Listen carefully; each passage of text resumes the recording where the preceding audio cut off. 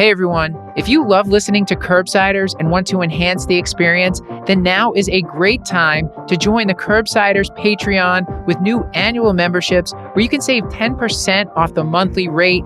You'll have the option to hear all the episodes ad-free, plus twice monthly bonus episodes. You can sign up at patreon.com/Curbsiders. This is a great way to use that CME money that's probably burning a hole in your pocket, plus support the show so we can keep bringing you clinical pearls, practice-changing knowledge, mini-series like Teach and Addiction Medicine, our digest newsletter, and of course expand our video content.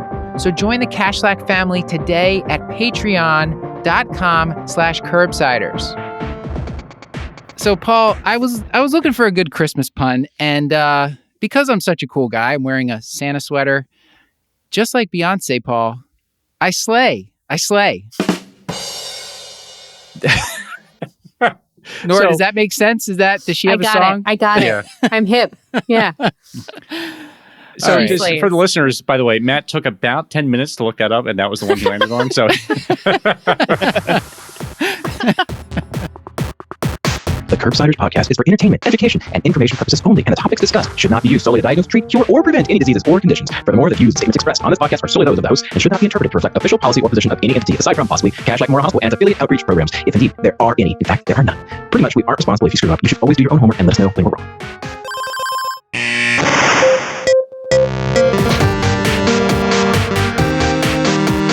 Welcome back to the Curbsiders. I'm Dr. Matthew Frank Watto, here with America's primary care physician, Dr. Paul Nelson Williams. Paul, how are you doing?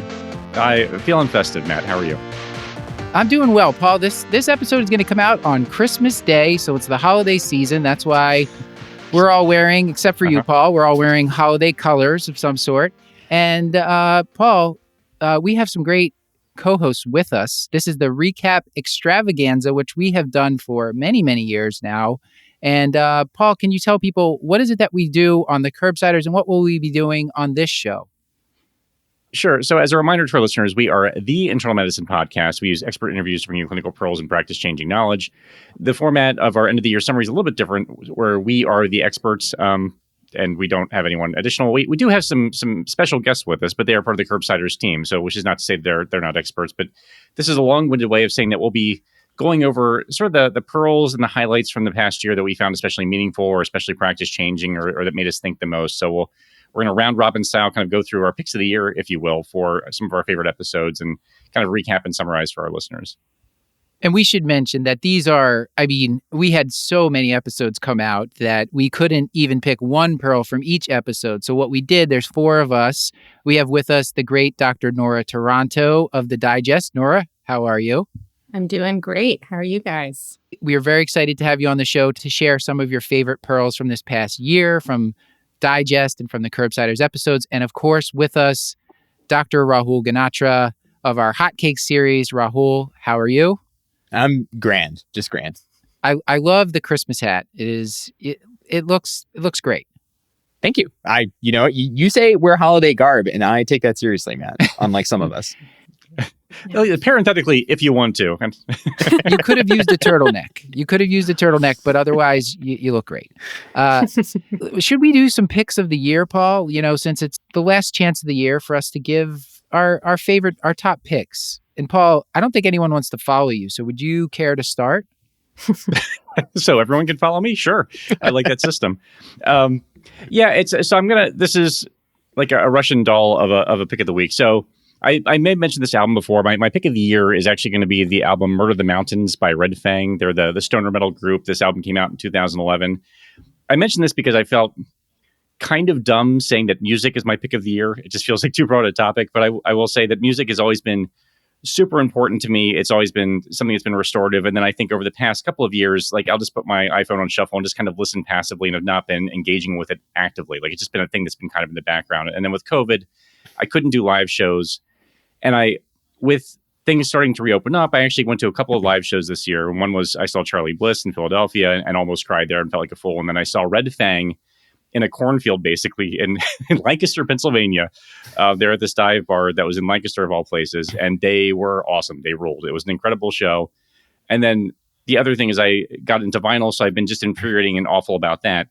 I think that this whole experience and sort of having this kind of intentionality about something I love just sort of taught me to not take things for granted in a way, and not be not to passively enjoy the things that bring you passion, but to be really deliberate and intentional about them. And so having vinyl and being able to go back to live shows has been a way to do that. And I've been really grateful for it. So take that pick of the year, however you want to take it. But the short version would be the album Murder the Mountains by Red Fang. All right. Great pick. Nora, you're up next. Yeah, so I feel like going on a theme here, my general pick of the year is good fiction, which I found a decent number of books that I really enjoyed this year. The Great Believers is one of them by Rebecca Makkai, and then Tomorrow and Tomorrow and Tomorrow is another by Gabrielle Zevin, both just really like enthralling. And then my highlight pick of the year is, of course, my brother's novel, which came out this year. He's a debut novelist. It's called How I Won a Nobel Prize, and it was described as very funny, very good by BJ Novak. Very exciting. Amazing. Heard of him. And yeah, and I have to say, I agree with that assessment of it. It's about cancel culture and doing science for science's sake and for kind of bigger reasons while ignoring cultural and value-based problems that are occurring kind of in order to do that. It's great. I really enjoyed it. I'm obviously biased. Big conflict of interest here, but it's really wonderful. That's awesome that your brother wrote a book. Did it take several years to write the book? Like I hear it's not fun to write a book. So like you only write one if you have to get it out of you. Yeah, he's actually, since college, he's been kind of writing part-time, and he's a lawyer by training. And so he worked as a lawyer for, I know, boo, boo, boo. But he was able to go part-time kind of a few years ago and got more time to write. And then he's actually given up the law for now to do full-time writing. So yeah, it seems like he really does feel compelled to do it in some ways. That's very cool. Yeah. That's great. Sounds like he fought the law and he won. Mm-hmm. Yes. Indeed. Ooh. Rahul, how about you? Okay, so there's a lot to kind of be anxious about in the world and a lot to worry about. So my pick of the year was something that really helped me remember the natural beauty of the world. And, I'm really lucky. I can get outside. I can see beautiful things. But I had sort of forgotten how much joy you can get from just really well done nature documentaries. And especially as my kids are getting kind of old enough to be interested, we're trying to figure out what nature documentaries we can watch with them. And this year, I discovered something that was produced a couple years ago now in 2021 called Secrets of the Whales. And this is a National Geographic documentary that actually only has 4 episodes, so it's not a big commitment. But it is truly mind-blowing and such a welcome reminder of like the mystery and the beauty that exists, in the world, kind of outside of our little spheres. Just to give you an example, it turns out whales have what you could call culture, in the sense that they have to pass down, traditions and behaviors related to hunting and social rituals. It's amazing. I highly recommend it. And the drone footage is like incredibly beautiful. It sounds amazing. Okay, so I'll give a quick pick of the week before we get on to our pearls. My pick is watching soccer, or just soccer in general. My kids have been obsessed with soccer since the World Cup in 2022. And it was a warm winter, so we played soccer all winter, all spring, and kind of led us into the summer season. And it's been a lot of fun. So we have all the apps: Peacock, Paramount Plus, ESPN Plus, and basically follow all the different European soccer leagues, and not as much of the MLS for whatever reason. And then there's all sorts of daily or weekly soccer podcasts as well. So. If anyone on the Discord wants to talk soccer with me, I am down.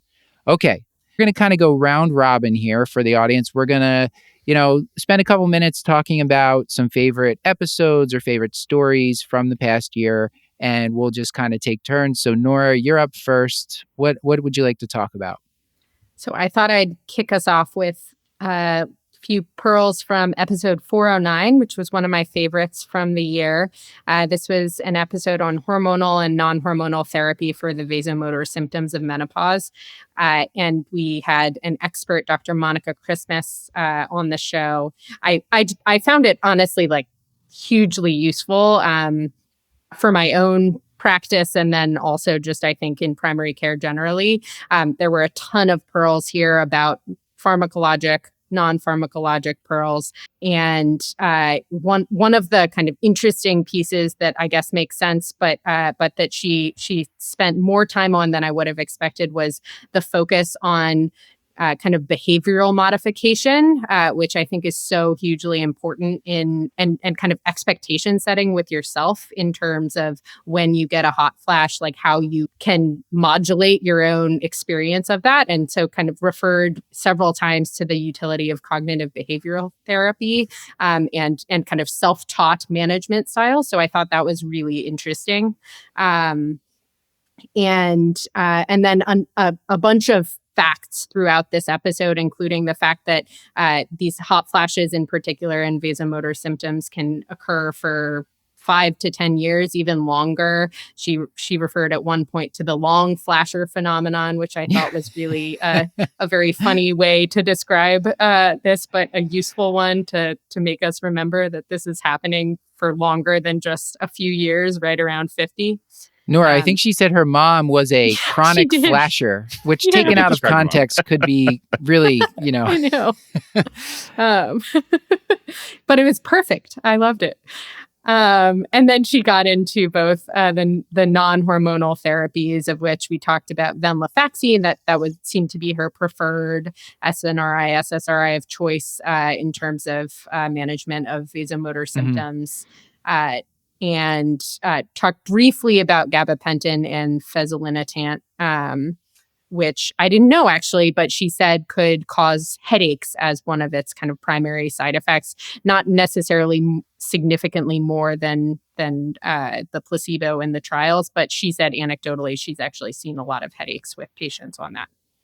Yeah, Paul and I, we talked about this recently for one of our Patreon episodes where we were recapping this menopause episode, and we haven't really seen many patients on it yet. I do think because the direct-to-consumer ads are out there now, I think people are going to be asking about it. I mean, it was more effective in placebo than trials, but this is a condition where placebo has a really strong effect. So most things you try, you're going to get some sort of effect. And it's all about, just kind of risk benefit, patient preference. And so I really, this is a condition where I just really work with people, give them some options and see what they want. And you can try a bunch of different things. Right. And that includes even the duration of the hormone therapy too. I thought that was one of the most compelling points, whereas yes, theoretically 10 years after menopause, you should have a conversation about discontinuation, but there are some patients that really feel that it meaningfully changes their life. And if you're doing informed decision making and you're doing shared decision making, that kind of stuff, then, Dr. Christmas will talk about even continuing that as long as you're documenting assiduously and the patients understand the risk that they're possibly taking. So it doesn't necessarily have to be a hard stop after a certain period of time. And a shout out to the show notes for this, because Dr. Christmas gave us a bunch of tables that list pretty much all the different hormone therapies that are available, the different formulations. And she just basically said she usually starts with like a medium dose of estrogen. So you can look at the dose, you can look at the agents and the dose range, and ultimately you're just prescribing what's on a patient's formulary for this. Nora, before we move on, any last things you wanted to say about hormone therapy? No, I mean, the only other thing that I thought was particularly interesting that I really didn't know before was she mentioned just very quickly at the end that for a number of the hormone gels and creams that you should actually be aware of the fact that they take time to dry, and you can actually transfer estrogen to kids, to pets, if you don't actually wait for that. So that was kind of an interesting little tidbit that I don't think I would have thought to advise patients about otherwise. Yeah, it can happen with testosterone gel as well. All right, Rahul, you're up next, and I believe you were going to talk about number 380, hemochromatosis, with your friend Dr. Elliot Tapper. Yes, this was one of my favorite episodes that we put out in the past year. There are pearls of knowledge just deposited throughout this episode, not unlike iron in hemochromatosis. Rahul, you're on fire tonight. I've been saving these up all year. So I learned a lot from this episode and filled in a lot of knowledge gaps that it turns out that I had about hemochromatosis. And one of the biggest knowledge gaps that this episode filled for me is that an elevated transferrin saturation, although that is sort of part of the pathophysiology of hemochromatosis, you shouldn't reflexively think, okay, that indicates that a patient, has hemochromatosis, or even in patients who are homozygous for the gene mutation, that is necessarily reflective of iron overload from hemochromatosis. So Elliot really put together a very nuanced approach to this, and I'll just share some of the pearls that stuck with me from that episode. So it turns out that alcohol also leads to alterations in iron metabolism, leads to increases in hepcidin, increases in ferritin, and an increase in transferrin saturation. And so even in patients who are homozygous for the hemochromatosis gene mutations, alcohol can play a big role in kind of affecting their indices of iron and iron deposition. And Elliot talked about a great teachable moment case in JAMA IM from 2017 that we can link in the show notes, which really illustrates the pitfalls of anchoring on hemochromatosis as the cause for an elevated TSAT in patients who also consume alcohol. So I thought that was really great. I've used TSAT myself as sort of a screening test for hemochromatosis, probably inappropriately in patients who are sick in the hospital with inflammation and other problems. So that was a really important thing. Yeah, and he talked about this concept of, for us in primary care, this dysmetabolic iron overload, which is basically the patient with metabolic syndrome, like their ferritin levels can be elevated too, and it doesn't mean that they have hereditary hemochromatosis. So he actually said he creates maybe a little more extra work for himself, where if someone sees him and they have elevated ferritin and TSAT, he'll say, okay, let's stop alcohol. Let's get you metabolically healthy, and then we'll kind of repeat labs in 3 to 6 months and see if it gets better. Because if it does, he's less suspicious of hemochromatosis. And yeah, I mean the pathophysiology of it, of why hemochromatosis is, why it happens, is a little bit confusing to me. But I do think that just remembering that even if someone has like both genes, that the penetrance is not 100%. So that's why you don't want to over test people, because they're going to only hear that they have these two abnormal genes. They're not going to really understand that what incomplete penetrance is. So, Paul, any comments as America's primary care? No, this was one I was going to pick if somebody else didn't, Rahul, just because this is one of the show notes that I refer to all the time, because it's so common to come back with an elevated ferritin, and you're like, well, shoot, what do I do with that? And how worried should I be? And what other things should I be looking at? And so I especially with hospitalized patients, I think that the patients are already inflamed, or if they're coming with an acute liver injury and you set off the usual sort of battery of tests and they come back wonky, and you're like, well, I don't know what to do with any of this. So I think Elliot's parsimony, as usual, is really much appreciated. And I thought this was a particularly great episode. So for the listeners, the cutoffs you can look for transferrin saturation are greater than 45 to 50%, and for ferritin are greater than 200 to 300. And with women being on the lower end of those ranges and men being on the higher end. And he made the point that women, probably because they're having blood loss throughout life, they might manifest symptoms later, or just might seem to have less penetrance even if they have the genes. So I thought that was interesting as well. Any other comments before we move on from this one? Elliot did say one thing in his typical pithy fashion during the episode that really stuck with me, talking about patients who report feeling better after phlebotomy, even if their ferritin and transferrin saturation are not that high. He said, I've learned the hard way never to take a placebo effect away from a patient. Yeah.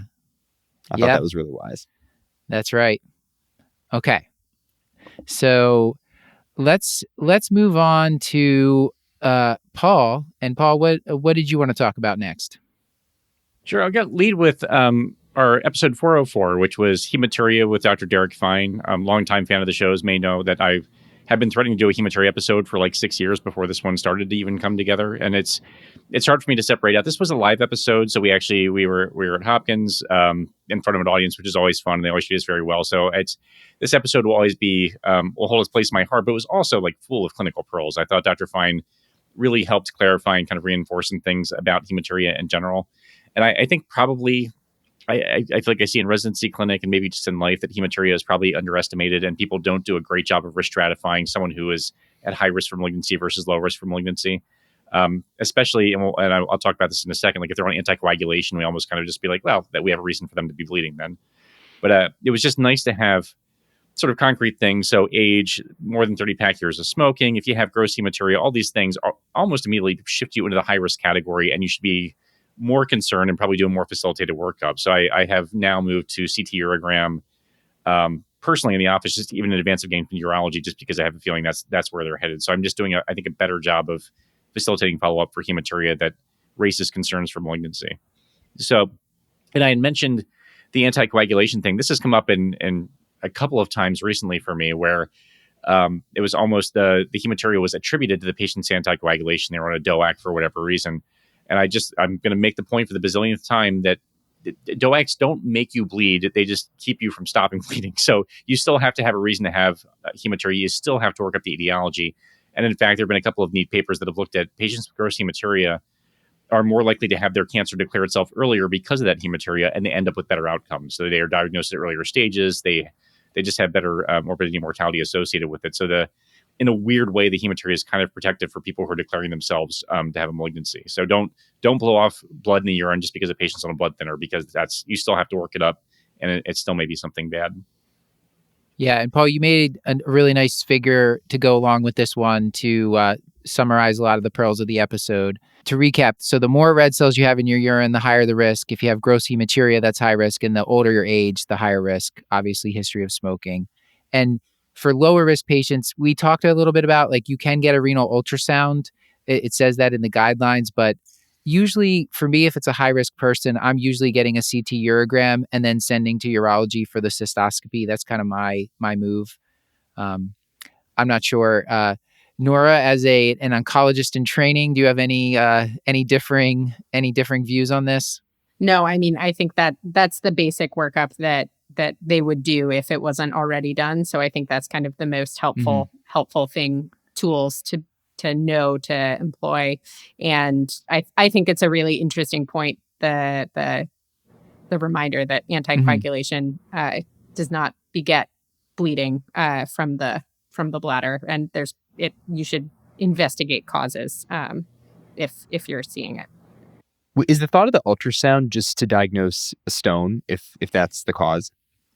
Yeah, it's like, is there hydronephrosis? Are there stones?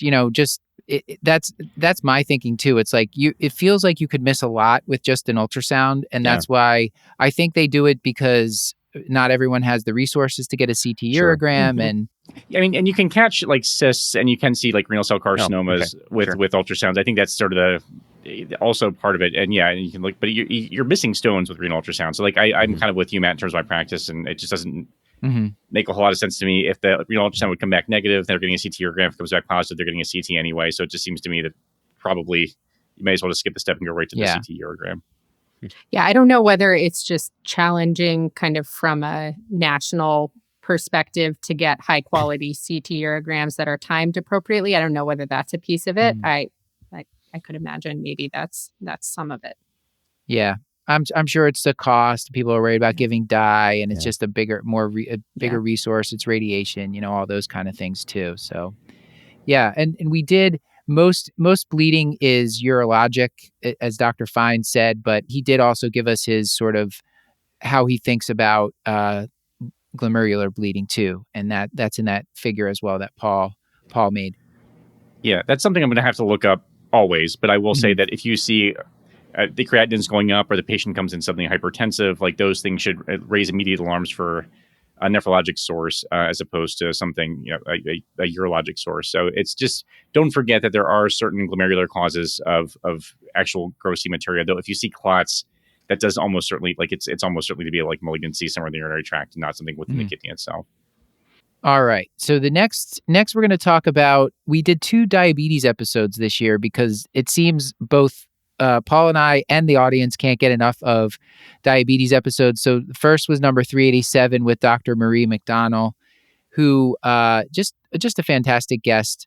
Some of the things she said that really stuck with me. She said, insulin is not the right medication for most patients with type 2 diabetes. And I do believe that's true. I think we know that now more so than probably in the past. We have so many more tools now that we can use before we get to insulin. And she did say the one time that you can really convincingly say it is if like the patient has weight loss and they really have a lot of the poly symptoms, polyuria, polydipsia, polyphagia, that probably that's the type of person, especially if they have like double digit A1C, that you can potentially start on insulin. But the GLP-1 agonists and now the GIP/GLP-1 agonist, that would be tirzepatide, those ones are as potent as insulin almost. You're talking A1C lowering of 2%. So they work really well for people. And I am prescribing a lot of them now in addition to my base of like lifestyle changes and metformin. Paul, what do you, anything to add to this here? No.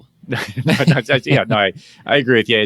We've talked about this a bazillion times, which is why I don't have a whole lot to add. The paradigm shifted where the goal is now to get patients off of insulin if possible, as opposed to just getting them onto it, trying to talk them into it and keeping them on it for the rest of their lives. We just have so many good, powerful medications with better outcomes that are as effective in lowering blood sugar. So yeah, this is me agreeing with everything you said. So let me ask you this then, Paul. She mentioned it's very expensive for both insulin and the newer medications. So is it ever acceptable to use like a sulfonylurea or like a DPP-4 inhibitor? She said sometimes she'll do that as like sort of a temporizing measure, just knowing it's not really offering a lot of other benefits. I'm not sure if that's something that you incorporate in your practice or if you have another workaround. No, that's something I've done. Like I'm not about, if you have patients who are very needle averse, or perhaps you have an extremely old patient whose A1C is just not quite where you want it. Like, it's their blood sugars are sort of consistently a touch higher than we'd like. So maybe you just feel like they need a little bit of help, but you don't want to burden them with daily insulin injections. Then maybe I'll sort of talk myself into it. But even still, I know you have to be careful with the sulfonylureas in your older patients. So, but I'm not above using them for patients who are not in love with the other options. If you still need a little bit of glycemic control. Okay.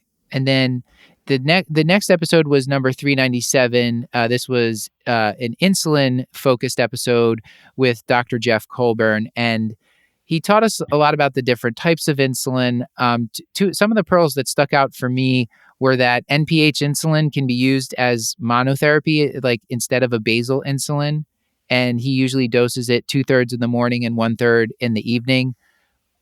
And Paul, I'm not sure if you see this too, Rahul, Nora, but a lot of patients I see just skip that step where they're on metformin and NPH as the basal insulin, and they go right to 70/30 insulin, which is basically a basal bolus regimen. That's commonly what I see. Rahul, probably in the hospital, you might see patients being discharged with that. Yeah, I want to say that was on the VA formulary if not, it still is. So I would occasionally see patients on that. Yeah. Yeah. And so what Dr. Colburn was basically saying is, for a lot of patients with type 2, if they do need an insulin, usually you start them first on just a plain basal insulin. So NPH can be given by itself, and some of the big box stores, you can get it for a good price there. And then the other big thing was insulin dedamer, Paul, twice daily. Is that what you commonly see?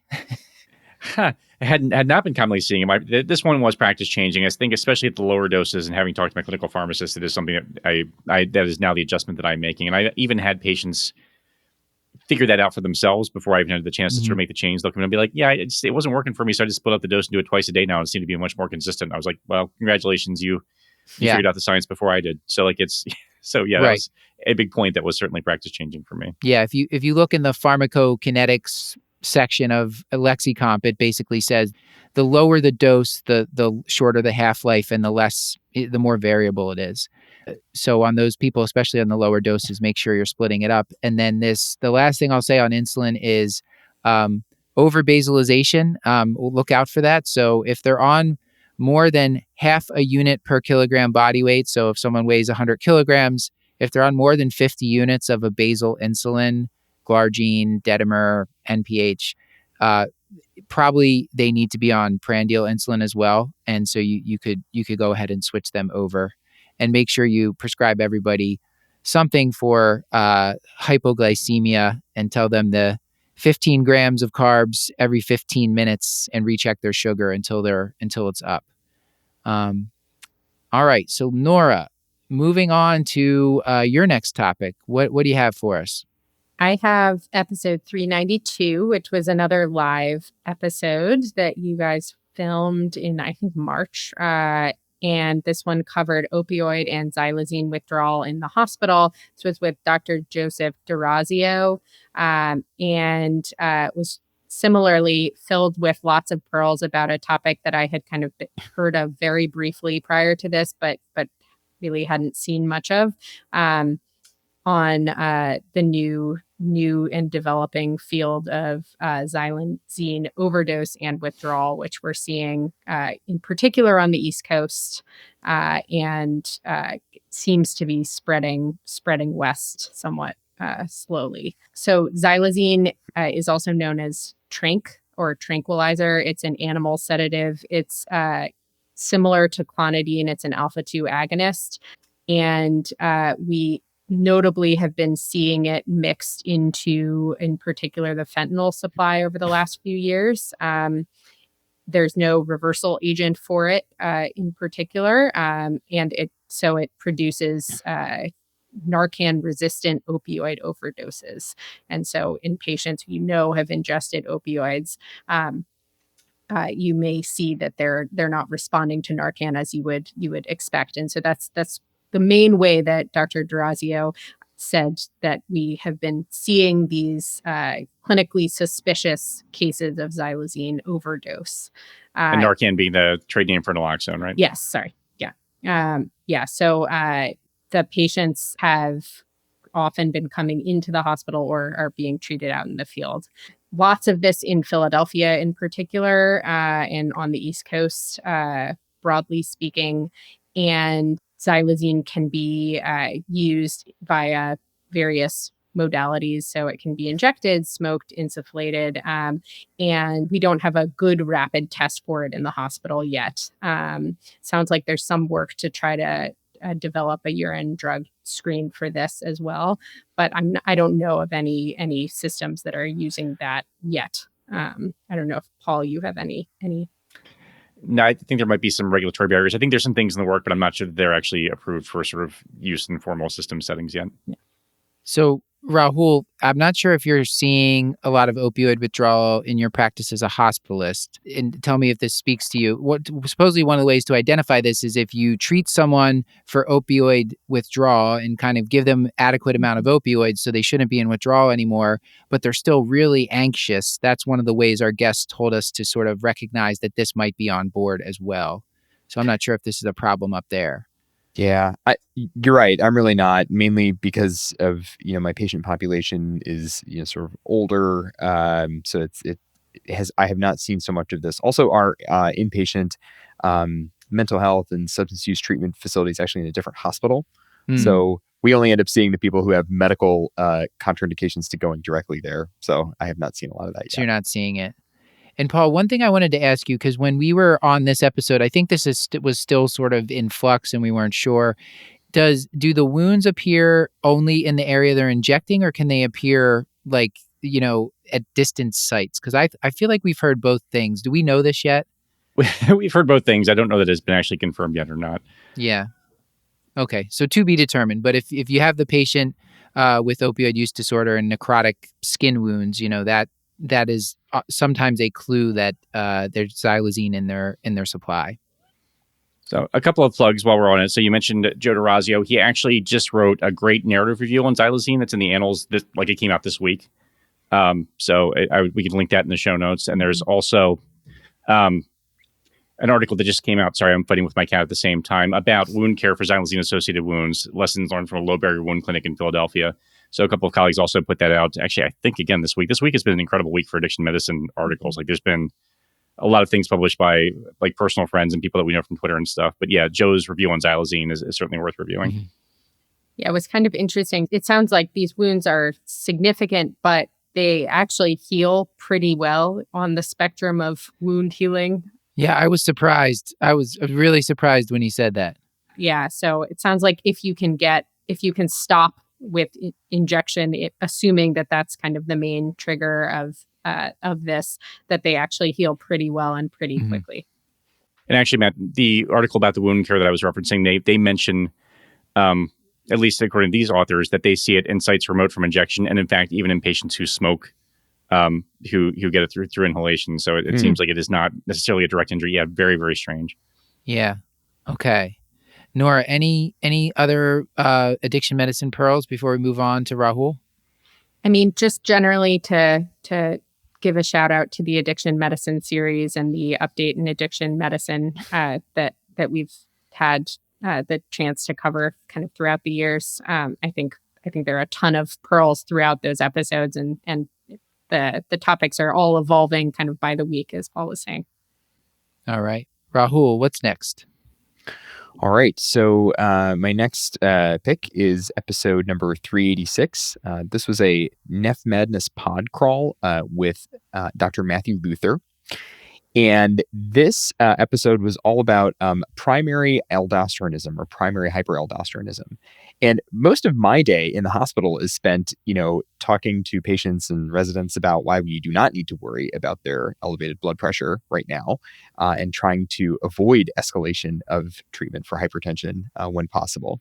So this episode similarly filled in a lot of knowledge gaps for me about management of hypertension in the office setting. And probably the single biggest pearl that I learned from this episode was that primary aldosteronism is thought to be the most common cause of resistant hypertension. And I think we've all had patients with persistently difficult to control hypertension. Dr. Luther estimated that as many as 15 to 20% of patients who are referred to specialty hypertension clinics will end up being diagnosed with primary aldosteronism. So it's worth evaluating patients for this. We used a case to talk through kind of the recommended testing and stuff. The pearl from this is that the recommended initial diagnostic testing is a morning plasma renin activity, or PRA, or you can do a plasma renin concentration, depending on what your lab has available, as well as a plasma aldosterone concentration. And another interesting pearl from the episode was Dr. Luther talked about whether or not, if you get these labs, whether or not renin is suppressed on a patient's current blood pressure medications can also be a diagnostic clue. And in the case in the episode, we talked about a patient who is on hydrochlorothiazide, telmisartan, and amlodipine, yet this patient had a suppressed renin level, which Dr. Luther indicated would really not be explained by those medications. And it kind of makes mechanistic sense to me, because you might expect hydrochlorothiazide to lead to, volume depletion, if anything, in which case the renin should go up. It shouldn't be suppressed. So I thought that was a cool way to use, interpretation of those labs on a patient's current meds. Yeah, Paul, we talked a lot about aldosterone and the adrenals this year in 2023. My take home for it is we should, in primary care, be empowered to test for this. Send a early morning renin aldosterone in patients with hypertension, or have a low threshold to do so. And you can call for help from your friendly neighborhood endocrinologist or nephrologist or even cardiologist, whatever hypertensive expert you have, if you need help interpreting it. But you can really do a lot of good for patients if you figure out if they have this or not. And if they're on the 3 standard initial meds, calcium channel blocker, diuretic, and an ACE or an ARB, and their blood pressure is not controlled, an MRA is usually a good choice as a 4th medication. It's a little bit of a pain for them to test after you start the MRA, but if you need to get a person's blood pressure under control, you can get them under control, and then you can always work out the testing in the future.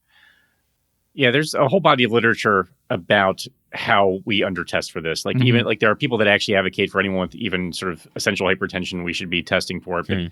But even in patients with resistant hypertension in the primary care setting, it's 2% of patients are actually appropriate patients to screen, absurdly low. So we should be testing earlier and testing more often, because I think it's far more prevalent than we give it credit for. And also because in some cases we can do definitive treatment for it that's not just medications. If it's coming from the adrenals and not just not just medical disease, then we can actually, there are surgical interventions that may appreciably change their quality of life and their morbidity and mortality. So it really is worth chasing down.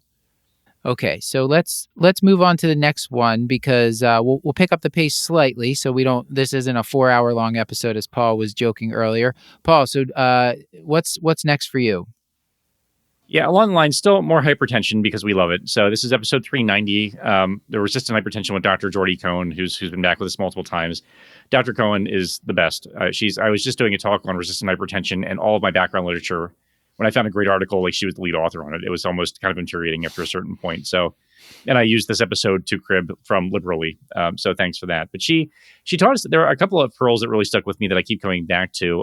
One of the ones that is kind of neat that I've not used as much, but just think it's interesting, is this use of citalopram and a possible blood pressure lowering effect.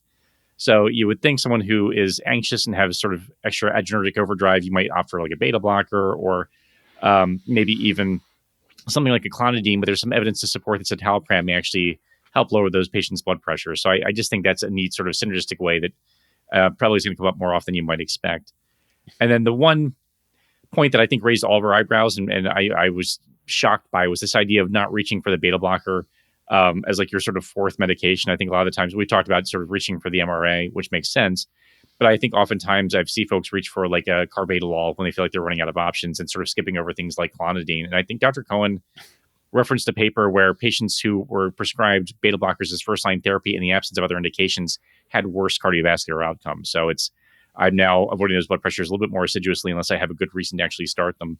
And she, I think, even said that she would opt for like a clonidine patch or before she would reach for a beta blocker in patients or guanfacine. Like that. So, I think guanfacine, God help us. I think you asked her. You were like, "Am I getting this correct? Your fourth line agent might be guanfacine over." Yeah, because I felt like I had to have misheard it, but it's But that was for the anxious person, right? Like because like we just talked about with Rahul's pearl, MRAs for most people is going to be the fourth agent, but if it's that really anxious phenotype, they might have that sympathetic driven hypertension and something like a citalopram, clonidine, guanfacine, something like that to try to target the the anxiety component of it could help. Have you guys tried that actually in practice? Like, have you seen how it works? I'm just curious. MRAs for sure. Right. I definitely have patients on MRAs, and but the citalopram or the I have not had the right patient for that Okay. since learning this, but I mean, I would certainly do it. Never seen a guanfacine prescription out in the wild. Like I know that it exists, but I've never actually seen it for. I have some patients with like ADHD, and their psychiatrist has them on that in addition to a stimulant. But that's where I've seen it mostly. Okay. I had not seen it for this indication. And Paul, you wanted to mention about blood pressure cuff size, right? Because we talked about this on Spooky Cakes, number 414. It seemed to synergize because we also talked with Dr. Cohen about pseudo-resistance. So there's this, you're stacking on the medications and you just can't seem to get it. And one of the most common causes of pseudo-resistance, and there's been studies of this of patients referred to high blood pressure clinics, is just mismeasurement or improper measurement of blood pressure. So they actually looked at this and it was something like 20% of patients, if they just measured the blood pressure correctly, they were controlled, which is kind of embarrassing. So there was this cuff... was it Cuff SZ trial? I'm embarrassed for not remembering the name, but by Ishigami et al. And that looked at sort of the effect of blood pressure cuff size on blood pressure measurements. And if you have someone who has a larger arm and has a blood pressure cuff size that's too small, so say they require an extra large and they have like a small cuff, that can give you a systolic blood pressure that's actually 20 millimeters of mercury higher than reality. And that's like the mean. So like you have these really appreciable, significant differences in blood pressure measurement just based on cuff size alone. So just reminding everyone to repeat the blood pressure, do it on bare skin, have their legs supported, their back supported, make sure their bladder's empty, don't talk to them, make sure the cuff size is actually measured correctly. And I consistently over and over again will get systolic blood pressures that are 20, 30 millimeters of mercury lower than what was initially measured in triage. And we should not be making treatment decisions based on improper blood pressure measurements. So I just, while we're thinking about resistance, don't miss pseudo-resistance, things like medication non-adherence, but especially just inappropriately measured blood pressures. That article, I believe, said something to the effect of more than half of patients or close to half the patients do not fit in the regular size cuff that comes with most machines. So most people are going to need a large or even an extra large cuff in the country. So think about that when you're measuring. Okay, next up, number 375, Delirium with Dr. Esther O. This is one of our first episodes in 2023. And the main thing that I wanted to just highlight for people is something that I didn't know, is that because they think that the pathogenesis of delirium involves inflammation and neurodegeneration in the brain, they've actually done studies where they measure some of the sort of same kind of this neurofilament light, which is typically found in traumatic brain injury, and that can be elevated in delirium as well. And then there's this DECIDE study where they followed patients out who had delirium, and they saw that their future risk of cognitive decline and dementia was way higher. So the idea is that the longer and the more severe delirium is, the more likely that person is to go on to develop dementia. And that's part of why delirium is like an emergency, and you really have to try to figure out why someone has it, which, Rahul, I'm sure you spend a lot of the time in the hospital trying to figure out why someone has delirium. And I don't know if you have a number or just what's your gestalt of how often do you actually find the exact cause of their delirium? I don't know that I'm ever able to confidently say that, this was one smoking gun. I will say that for most of my patients, and I'm on service right now, if I am thinking hard and really looking, I can identify 2, 3, 4 contributors to delirium for, basically any hospitalized patient. So if you're looking hard and you're thinking carefully, you can identify a lot of intervenable causes for these patients for sure. Adam, who's also a hospitalist who helped with this episode, one of his big questions for her was so the patient that is, still delirious in the hospital, they're having hypoactive delirium and they're just not quite back at baseline. Can we ever discharge that person? Because a lot of the times, you've sort of done your due diligence, you look for any big bad causes, you kind of try to mitigate all the little factors you think are contributing to it, and you still don't find anything. And she said, well, it can be very nuanced. It can be case by case. And sometimes if they have a really safe and supportive home environment, maybe sending them out and they might be more likely to come out of the delirium there, because it can last for days, weeks, months. I mean, it can be a really bad condition. So thought this was a really great episode and a really likable guest. So check that out if you haven't heard it yet. Nora, what do you have next? I have another spooky cake from episode 414. It's chock full of good stuff. And I feel like we kind of have to end the year talking about the ACORN trial, which we talked about in episode 414 by Kwan et al., just published in JAMA in October. This trial looked at pip-tazo versus cefepime in patients who were hospitalized with suspected infections, and found that there was no difference from an acute kidney injury perspective between patients who were randomized to pip-tazo and patients who were randomized to cefepime. And notably, a majority of the patients in both groups, I think upwards of 80%, got vancomycin. So this kind of lends credibility to the thought that there is no increased risk of AKI with vanc and pip-tazo. So I'll pause there because I feel like we've been talking about this a little bit the last few weeks and on Spooky Cakes, but also just on Twitter. So I'm curious whether this is going to change your guys' practice, generally speaking. We got to hear from Rahul about this. Yeah. Yeah, I think this is going to change my practice for sure, because the question that I'm often or the decision I'm often trying to make in these situations is anti-pseudomonal coverage indicated, yes or no?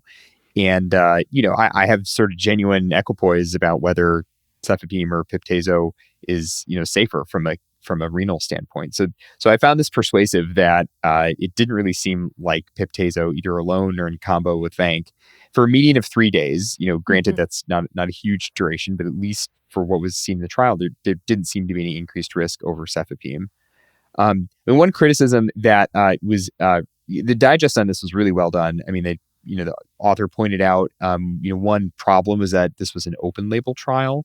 So investigators knew what drugs patients were getting, and that could affect detection of adverse events, things like delirium, neurotoxicity, if people had a preconceived bias in one direction or another. So nevertheless, it's kind of the best evidence we have to date. So, I mean, yeah, for me, I consider this kind of exciting results, and I'm definitely going to not fear the vanc and pip-tazo anymore.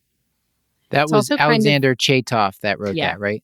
Yeah. Kudos, Dr. Alex. That was really good. Chatoff. Yeah, it was really good. Kudos. It was also impressive. I think they managed to get complete enrollment in like under a year for this trial. It was pretty large. It was a single center trial, but just impressive from a kind of trial running perspective that they managed to get a important question answered, at least in this context.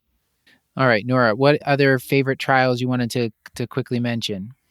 I guess there were a couple of interesting HIV trials.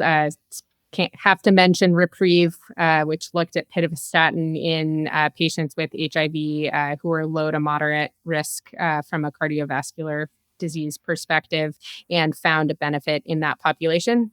So I think this probably should be practice contemplating. That we should probably be thinking about whether or not to start a statin in these lower risk patients with HIV.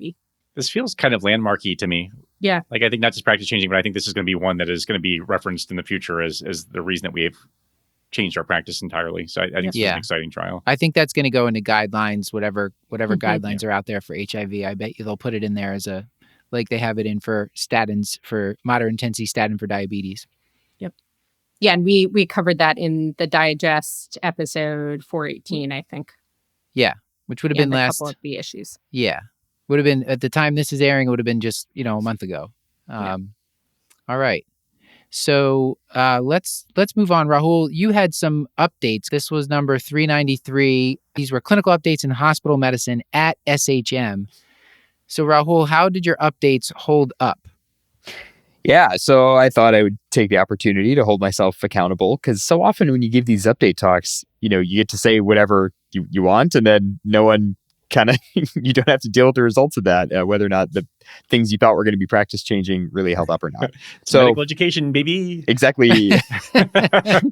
So I thought I'd put myself on the chopping block here. So I had the privilege to review the literature in hospital medicine from the last year with Heather Nye from the Division of Hospital Medicine at the San Francisco VA. And so we recorded this episode at the SHM national meeting in Austin in March of this year.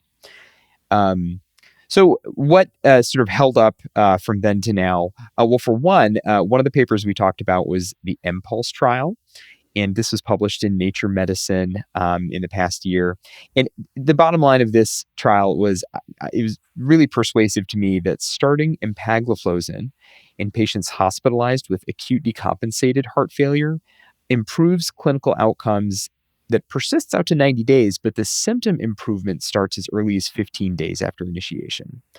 And patients who got empagliflozin were 36% more likely to have this composite outcome of clinical benefit at day 90. And it seemed to me that this benefit was really driven by a greater improvement in symptoms and a greater diuretic response. So this result, how do I know this held up? Well, former guest on a past episode and friend of the pod, Michelle Kittleson and colleagues authored a expert consensus statement for the American College of Cardiology that was published this year. We'll put the link in the show notes. And there's a figure in the consensus statement, figure 9, which really highlights the central role of SGLT2s in patients, particularly with HFpEF. We've kind of known about the benefits for patients with HFrEF for more than just the past year. But they now recommend initiation of SGLT2s before even loop diuretics in patients with HFpEF.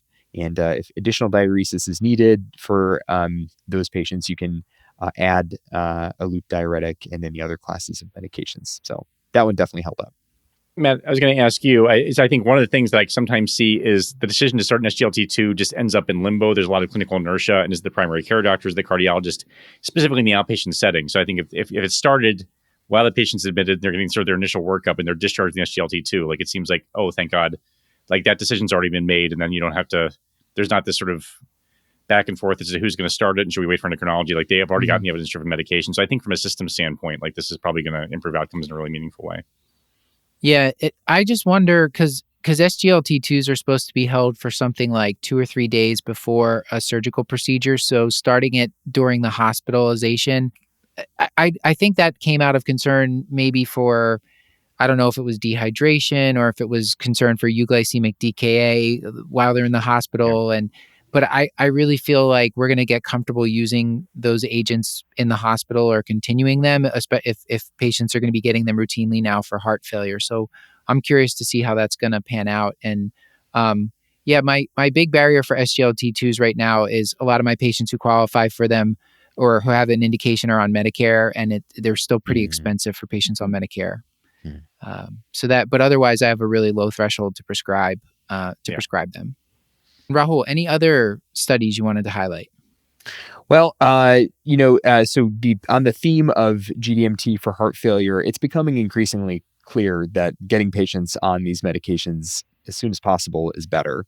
And I think, I have been guilty of not initiating patients on all the classes, before discharge. And in the past year, we finally have evidence that it really makes a difference in terms of mortality and rehospitalization. The STRONG-HF trial in the Lancet found that getting patients rapidly up-titrated on GDMT led to a 34% reduction in all-cause death and heart failure readmissions at 180 days. So really exciting stuff. Yeah, that's pretty cool. It's cool that because most people aren't going to have the guts to just rapidly up-titrate all those medications. But if it's been done in a trial in like a protocolized or safe way, then that probably would make people feel more comfortable doing that. It could become the standard. Let's move on. Paul, you wanted to talk about Kratom, which I believe you can get at a gas station near you.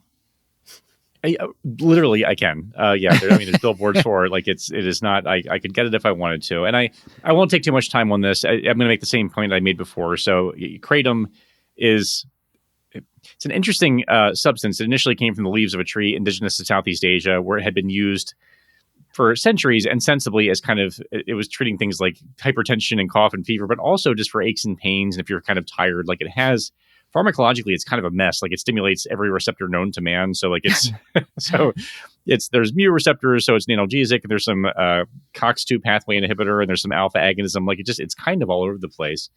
But it had been used safely, again in Asia, and then of course in the States we hyper-concentrated and sold it in gas stations in these incredibly potent forms. And now we're running into issues with it. But it's a medication. It has psychoactive properties. It has a partial affinity for mu-opioid receptors, which is why it's thought to have analgesic effects. It does not cause the same sorts of respiratory depression that you see with other opioid agonists. And it also has, like I said, it has some COX-2 pathway inhibition and alpha agonism, as well as serotonergic and dopaminergic antagonism. So it's all over the place pharmacologically. Why it's important is patients are using it recreationally. They are sometimes patients with opioid use disorder are using it to mitigate withdrawal symptoms. They're self-treating with Kratom to kind of come off of opioids in a way that is less miserable for them. And more importantly, people are using it and then using increasing doses and are finding themselves with withdrawal symptoms from the Kratom itself. And so there are an increasing number of case series about patients who are actually being treated with buprenorphine for, this is not a diagnosis code yet, but basically for Kratom use disorders. So they have tolerance, they have withdrawal symptoms, it is impacting their function. And as a result, these patients are being treated as if they have opioid use disorder. And in my personal practice, now that I'm starting to ask patients about it, many of them have heard of it. And many of my colleagues and I certainly had not up until sort of this episode. So when you're taking your social history, I think it's probably worth at least asking about some of these more unusual substances because they have real clinical implications. And we're going to have to contend with them in one point or another. We don't, I think, know enough to have a lot of evidence to manage them, but at least knowing about them is a good place to start until we actually build that evidence. And the only way to build the evidence is to have more clinical exposure. So just think about asking your patients about Kratom.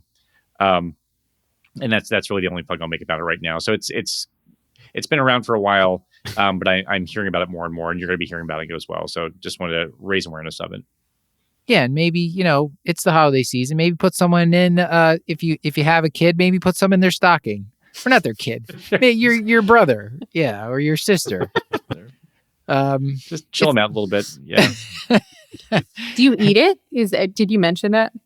I think it's pills, right? It is ingested. Pills? That's correct. Okay. There's pills, there's powders, there are different formulations. But yeah, it's always ingested. I don't think it's used in other formats. Okay. All right. So Paul, the last topic before we get to our reflections is RSV. So we talked about this on number 414, Spooky Cakes. And I beat up on the the Pfizer study, there's a couple vaccines. So Pfizer and GSK both have vaccines that are approved. Brand names Arexvy, that's the GSK one, and Abrisvo is the Pfizer one. They're both FDA approved for adults over 60, both to prevent acute RSV infection and or lower respiratory tract infection. Neither of the trials, the phase 3 trials, were able to target hard endpoints of hospitalization or death, but they did prove that they prevented acute RSV infection and lower respiratory tract infection, which they were confirming with like PCR testing. So my critique of especially the Pfizer study was that they had a really younger, healthier cohort without comorbidities, and they excluded immunocompromised people. The GSK study, which was by Poppy, they were both 2023 in New England Journal. The GSK study had a larger proportion of older, sicker patients. I looked at that one before this, and they did see less RSV infections. I should mention that both the Pfizer and the GSK study had a really small number. They had like 25,000 patients in the GSK and almost 40,000 in the Pfizer study, and they still only had like under 100 RSV infections total in both groups. It was a small numbers that we're talking about, absolute. So they're giving you this 80% relative risk reduction, but it's we're talking about very small numbers here. The absolute numbers are pretty small. So my questions, Paul, are these vaccines going to work for the older, sicker patients or people that are truly immunocompromised, chemotherapy, on, meds for rheumatologic disease, chronic steroids? How often do they need to get them? And are they going to work to prevent hard endpoints like hospitalization and death? The trials are still ongoing because they want to see if they work over 2 different RSV seasons. So, Paul, what do you think?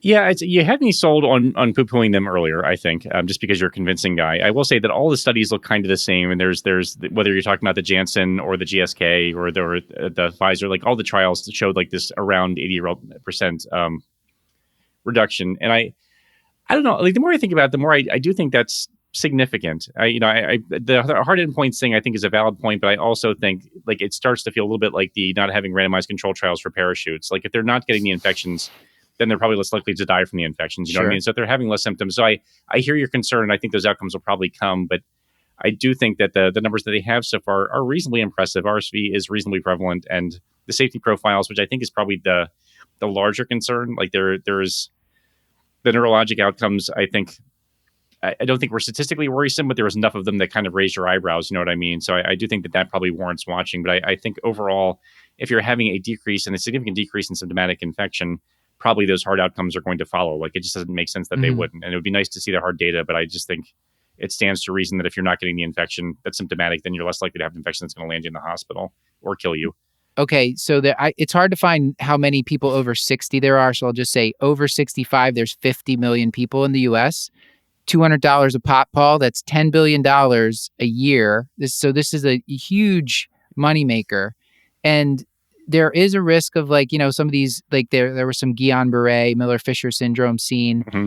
It's rare, but not everyone over 60 looks the same. So, I want to know if it works in my patient with COPD, with chronic heart or lung disease, kidney disease, liver disease. Those people, I think it makes sense to get it. But if you're like a 60-year-old with hypertension and then you get a vaccine for what for you would probably be a cold, and you get like Miller-Fisher syndrome, or that's where my calculus is sort of, and it's just a blanket recommendation to give to everybody. They pocket $10 billion a year. Everyone's fat and giggly, Paul. That's my listen. You'll get no argument from me that big pharma is evil, and I do think from a public health standpoint, again, if you're decreasing symptomatic infection in the people who are not going to die from it, you're probably protecting the people who will. So I think in general that's sort of how vaccines. That's the big sell. So I always think big pharma is evil, and always I think it's good to be really critical of the outcomes. It does seem to me from a public health standpoint, if you're preventing symptomatic infection, you're going to still be indirectly preventing the more at-risk patients from getting sick. So I do have hopes for the downstream effects from it, but I think your point is well made. It is often a mild infection. It usually doesn't have catastrophic outcomes, and pharmacies are evil. Rahul? I agree. Does seem all about the population in which the results are applied. And I'll note that we covered briefly in that Spooky Cakes episode, the concomitantly published Matisse trial of the RSV vaccine in pregnant women. That did show a reduction in medically attended severe respiratory tract infections from RSV in neonates. So, it all depends on the population, the sort of risk we're talking about. So this definitely been an exciting year for RSV. Yeah. And I guess you could say protecting kids and babies, if the adults aren't getting infected, they won't either. So I'm not smart enough to figure this out, Rahul. I'm going to be the skeptical one on the show. I'll play that role. So, and I'm the stooge. Yeah, I do have conversations with people, and some of my patients want to get it, and some of my patients don't, and I just tell them, I'm still monitoring. Essentially, the trials aren't done yet, but I'd say about half my patients that are eligible are getting it, and when they have the conversation, and the other half are like, "Nah, I'll wait till next year." But it's not the one I'm prioritizing. Like I feel like the patients who are interested are the ones who have probably gotten it, whether or not I recommend it or not. Like the ones who are sort of all in for all vaccines. But if I'm having conversations about which vaccines I think are important, this is not the one I'm going to push for. If there are other ones that I can make a stronger case for.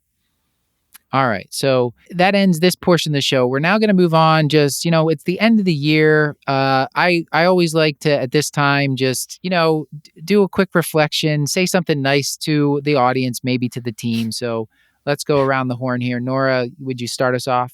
Sure. So I am very grateful to have gotten to work with you guys over the last many years, and especially for the kind of jokes and the laughs before the show, after the show, the sarcasm throughout, the trial analysis, the trial name analysis in particular, and I coming off of an afternoon of clinic, I'm really grateful to be able to apply the pearls that I'm learning by working with you guys to patients, and just having that space to take care of patients and have them trust me and actually take my advice about kiwis and about improving constipation, all of that. So very grateful for that. And I really can't overstate how grateful I am for the chance to work with you three in particular on a regular basis, and to learn from our guests, to work with my amazing team of digest writers, and to figure out how to disseminate knowledge as clearly and thoughtfully as possible. So thanks to you guys for keeping my love of learning alive and creating a wonderful space that I get to learn alongside you guys, and for doing it all with jokes and a good sense of humor. For the audience that didn't hear the last digest episode, the way Paul rates trial names is, did they correctly apply the acronym? Which it's everyone, I thought, it's just how cool of a word did they choose? That's what I do, Paul. But it's lazy, is what that is. I mean, back when I was coming up, people said put some thoughts in trial names. These days, they're not even trying. Matisse, get out of here with that. Yeah, Paul, what was your favorite trial name of the year? I feel like that maybe is that should be a new. I got to put that down for new next category. year, Nora. They've all been categorically bad. Like there's not been one that has really Figaro, been, I kind of like. What's that? Figilio's good. Fidelio. Yeah, those I didn't hate as much, just because they were at least kind of cute. So You like I'll take Frail the AF? opera ones. I know. Those are my None of the favorites, AFs, no. personally. They should be ashamed of themselves. Whatever social media manager is letting them get away with that, they should just. It's the best. All right, Rahul. Some of my favorite moments from the show this past year, and just always, have been listening to Matt and Paul describe real life patient experiences in primary care. And I am reminded that access to excellent primary care is not something to take for granted. And it's really the bedrock of a healthy and well-functioning healthcare system. And especially nowadays when it feels very difficult to do that job well, I just think about how grateful I am to my own PCP and to everyone out there who is involved in providing care to patients. And it is a real privilege to play a small role in making high quality learning easier and more accessible for everybody who is taking care of patients. So thank you to our listeners for all the hard work you do. Thank you for listening to us. And I'll also say I'm so grateful to the three of you and to everybody involved in the show for making critical appraisal of the medical literature as much of a part of our educational mission as clinical reasoning.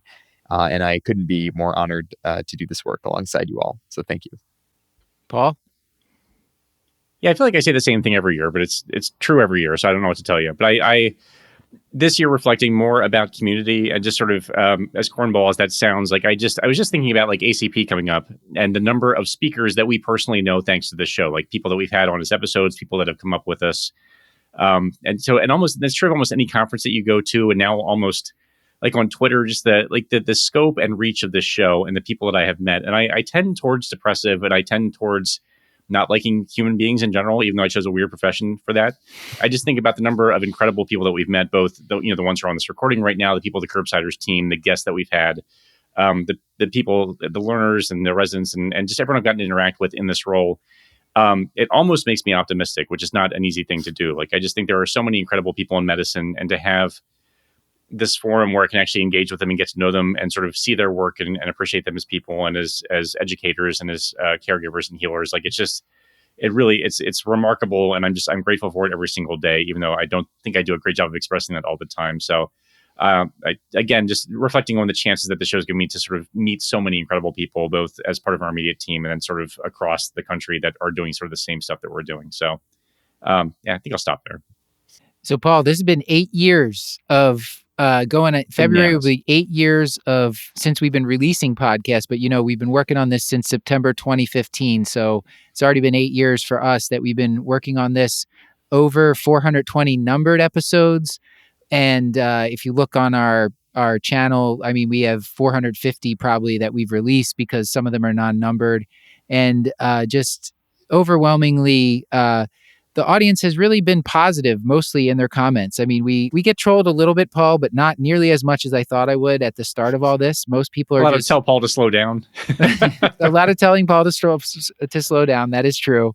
But yeah, we're so grateful that the audience has stuck with us for all these episodes and has spread it to, that the main way the show has stayed around and grown is by word of mouth. We don't do any advertising. I mean, we have our social media, but we don't do any other type of advertising. So it's word of mouth.